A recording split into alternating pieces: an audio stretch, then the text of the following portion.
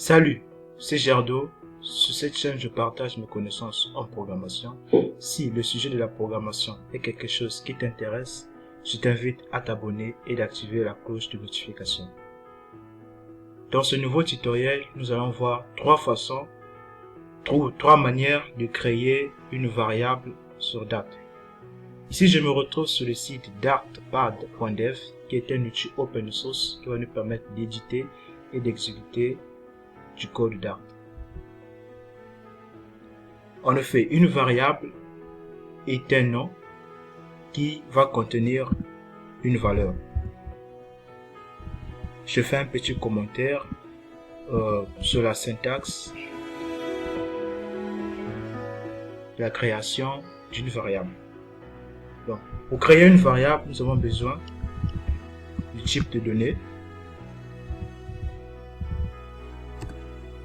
le nom de la variable,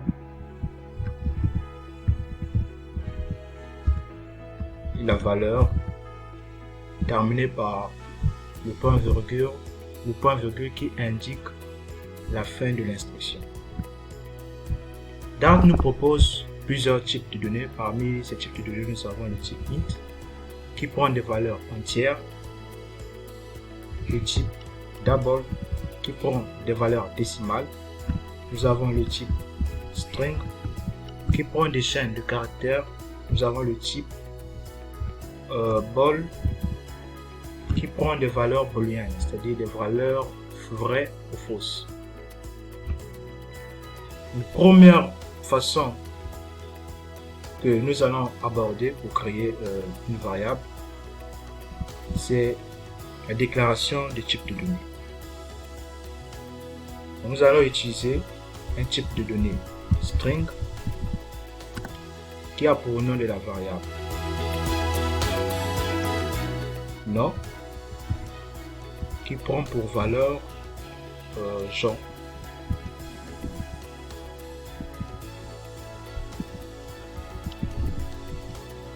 Fin de l'instruction par un point virgule. Et on affiche cette valeur.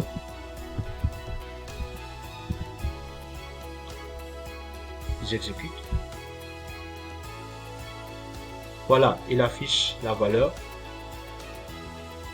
Je vais utiliser un autre type.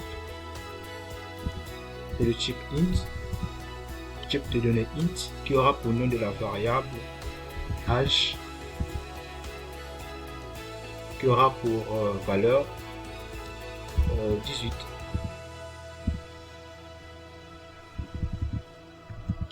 Donc, le message que nous voulons afficher ici, nous allons dire tu as 18 ans, tu as, met le nom de la variable, tu as 18 ans.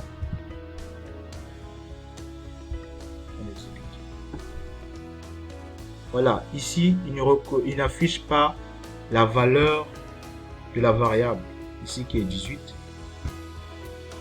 Pour corriger cela, Dart nous propose d'utiliser le symbole $, devant le nom de la variable. On exécute.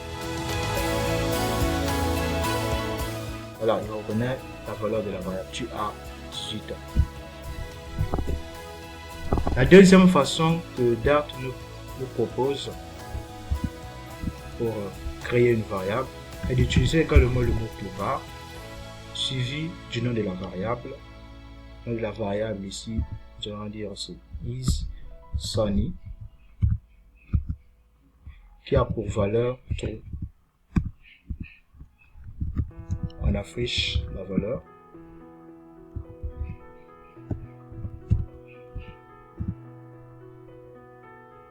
On exécute. Voilà, il nous affiche bien la valeur de la variable.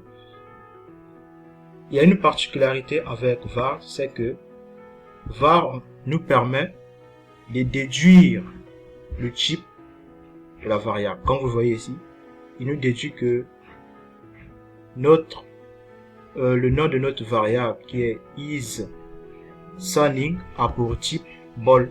C'est ça la particularité avec var. Mais var a une limite, c'est que var ne peut pas transformer, ne peut pas changer de type. Il ne permet pas de changer de type. Nous allons utiliser une autre possibilité qui est dynamique. Donc, Dart nous propose une autre façon de créer une variable dynamique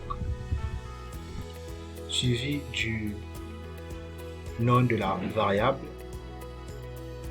Le nom de la variable ici, nous allons dire change type. Qui aura pour valeur 18,5.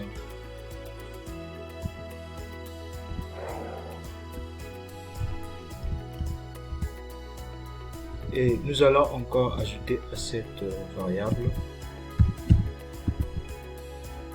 la valeur je suis de type string.